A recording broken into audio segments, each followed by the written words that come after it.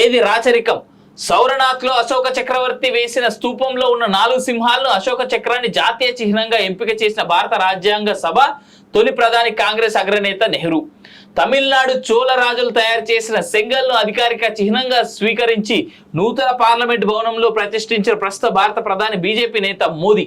నెహ్రూది కూడా రాచరికమేనా? నెహ్రూ రాచరికమే చేసిండు. మరి తమిళనాడు రాజాతో పోల్చుకుంటే, చోళ రాజులతో పోల్చుకుంటే రాచరిక ప్రభుత్వ పాలన చేసింది, రాచరిక పాలన చేసింది నెహ్రూనే.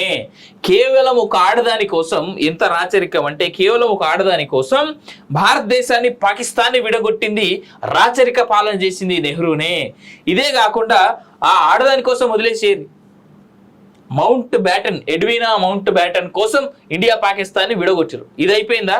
ఎంత రాచరిక పోడు ఈ నెహ్రూ అనేటోడు కాకపోతే, ఆనాడు మహమ్మద్ అలీ జిన్నా నన్ను ఒక్కసారి పిఎంని చేయరు భయ్, నాకు ఆల్రెడీ ఏంటది టీబీ రోగం ఉన్నది, నేను చచ్చిపోతా అని చెప్పి ఆయన ఓపెన్గా చెప్పినా సరే వాడిని పిఎంని చేస్తే దేశంలోకి వెళ్ళి నేను వెళ్ళిపోతా, దేశంని ఇంకా ముక్కలు చేస్తాను వార్నింగ్లు ఇచ్చినోడు నెహ్రూ. పుస్తకాలు చదివితే తెలుస్తుంది. ఇది యూట్యూబ్లో ధృవరాటి లేదంటే వాని తొత్తులు ఎవడైనా వీడియోలు చేస్తే ఆ ఒక్క వీడియోలు చూస్తే కాదు, వాస్తవమైన పుస్తకాలు చదివితే ఈ చరిత్ర తెలుస్తుంది. చదవండి, తెలుసుకోండి. రాచరికం కేవలం ఒక ఆడ మనిషి కోసం, ఒక ముస్లిం అపీస్మెంట్ కోసం చేసినటువంటిది ఈ యొక్క నెహ్రూ పాలన.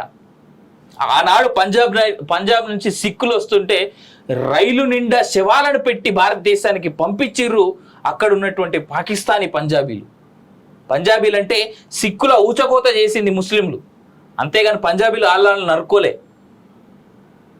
అందుకే వాళ్ళకి వీళ్ళకి వైరం. చరిత్ర చాలా దారుణాలను దాచిపెట్టింది. మన పుస్తకాలు, మన దౌర్భాగ్యం ఏంటంటే కమ్యూనిస్టులు, కాంగ్రెసీయులు రాసినటువంటి పుస్తకాలు ఇంకా చదువుతా ఉన్నాం. దీనివల్ల మన దరిద్రం ఏంటంటే దేశానికి పట్టింది, మన దేశంలో నిజాయితీ పక్కన పెట్టబడబడింది, నిజాలు పక్కన పెట్టబడబడ్డాయి, తొక్కబడబడ్డాయి. ఆ కమ్యూనిస్టులు రాసినటువంటి పుస్తకాలు ఇంకా చదువుతా ఉండి మనం నిజానికి దూరంగా బతుకుతా ఉన్నాం.